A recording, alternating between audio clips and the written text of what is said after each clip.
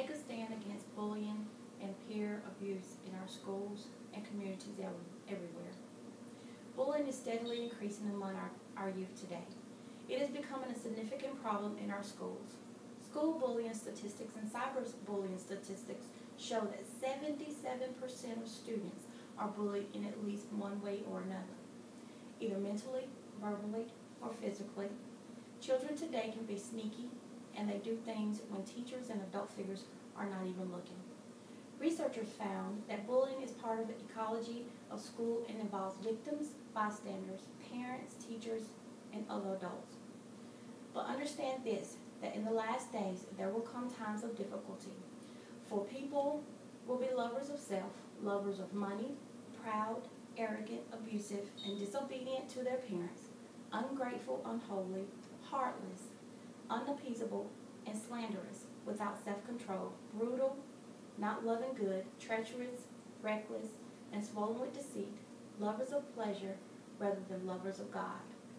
2 Timothy 3:1 and 4. Bullying is one of the hottest issues of today. Even with all the important things in life, the Bible, written thousands of years ago, has covered it. Let's discover what the Bible says about bullying. Bullying is negative words or actions done to a person or person's stuff to make sure that a person feels scared or embarrassed, and God doesn't like it.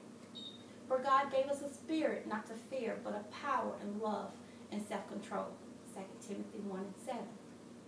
How can we start providing children with biblical foundations they need to not fall victim to bullying or to engage in bullying behavior in the future?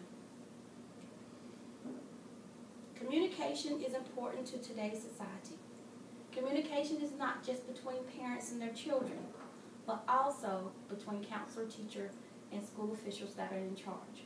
Sometimes I find that communication needs to be to student to student.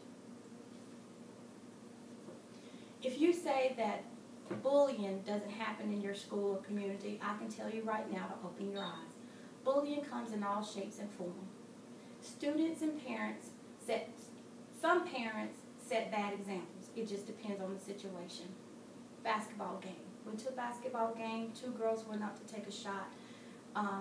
One girl was the defendant. She fouled the girl that was shooting. She grazed her across the face as she came down. The ref had already blew a whistle. It was a foul, clearly, and she was going to the line. But the parent of the girl that was shooting jumped up and said, "Hit her back." Oh, Lord, I'll tell you. Bullying comes in all shapes and forms. National Education Association estimates that 160,000 children miss school every day due to fear of attack or intimidation by other students.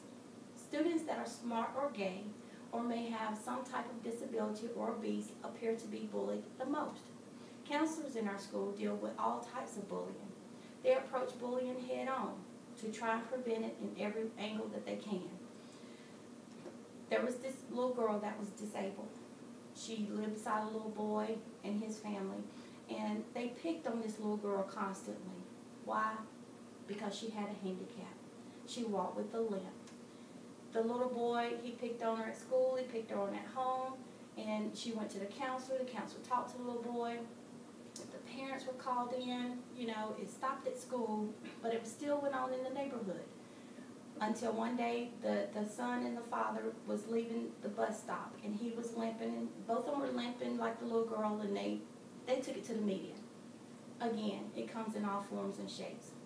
At one time or another, nearly everyone has experienced bullying, either as a victim or as an observer. Frequent headlines of violence, harassment, and bullying have increased. The following incident made national headlines. 9 teens charged with bullying and teen suicide. 9 teens. 15-year-old girl.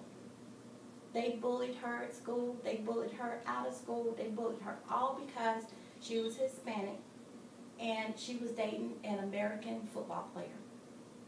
Why bully her? She took her own life. The little girl took her life in a desperation after months of harassment by males and females of the students at the school. And what ended up happening in Massachusetts, they ended up doing an anti-bullying law. Recent bullying, it just shouldn't happen. In conclusion, we need to communicate more with each other, our children, our schools as educators and community.